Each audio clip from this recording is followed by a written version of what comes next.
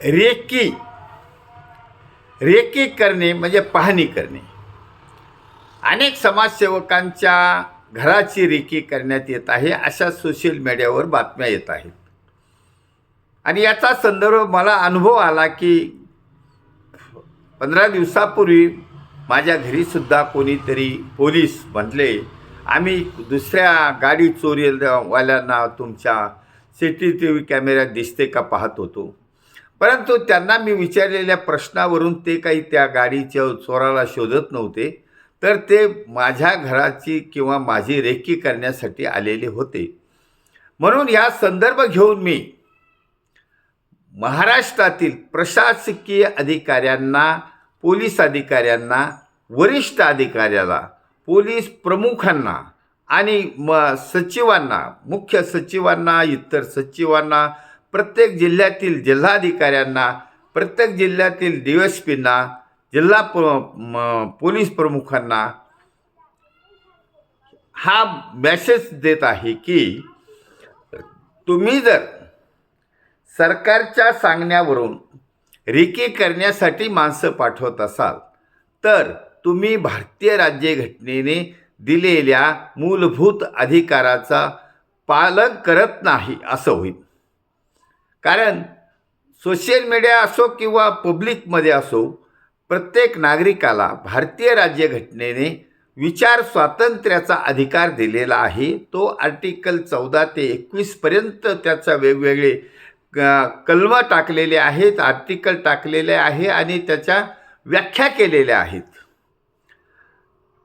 Defamation तर होतच नाही, कारण जुन्या कायद्यात जे 499 कलम होतं IPCमध्ये, त्याच्यामध्ये डेफिनेशनमध्येच लिहिलेलं आहे, खाली लिहिलेलं आहे if it is for public interest, जनतेच्या हितासाठी जर एखादी स्टेटमेंट असेल आणि ती पण अगेन्स्ट पब्लिक सर्वंटच्या विरुद्ध असेल तर दॅट इज नॉट डिफेमेशन.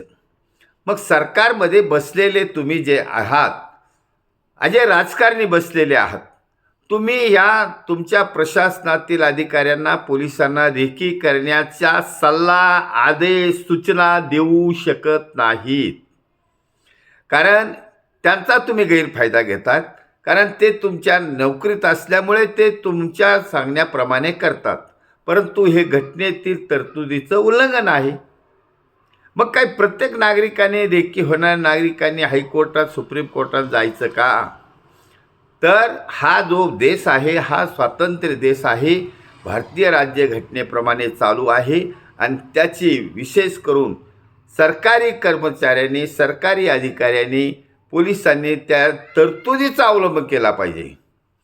नेत्याने सांगितलं म्हणून तुम्ही जाऊन रेकी केली नाही पाहिजे, पण तुम्ही करतात. पण तरी पण तुम्ही आता सावध व्हा.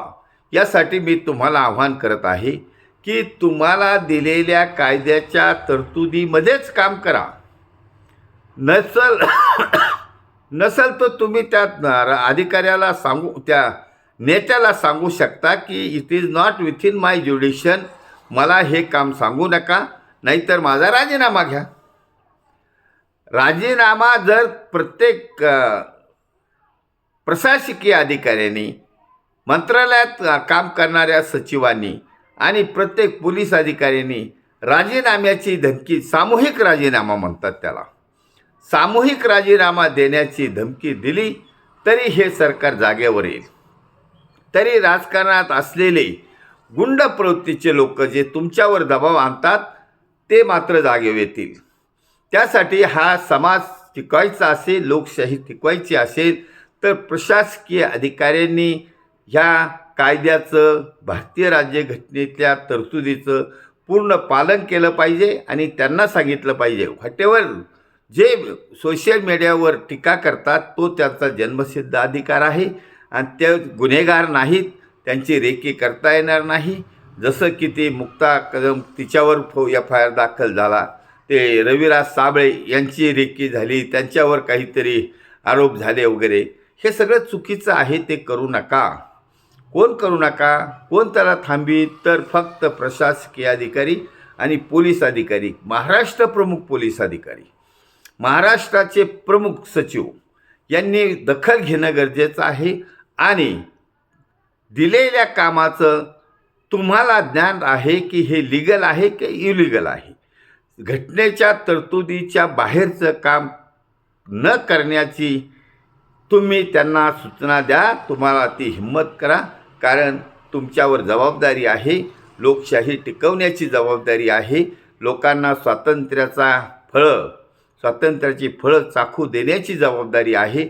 लोकशाही टिकवण्याचं म्हणजेच लोकांचं स्वातंत्र्य हिरावून घेऊ नका आणि घ्यायचं असेल तर तुम्हीसुद्धा गुन्हेगार होतात. ह्या राजकीय नेत्यामध्ये 90% गुन्हेगार आहेत. त्यासाठी प्रशासकीय अधिकाऱ्यांनी त्यांचा आदेश पाळू नये आणि जनतेला स्वातंत्र्याची खरी फळं चाखू देण्याचा आनंद घेऊ द्यावा ही नम्र विनंती. भारत वर्ष की जय.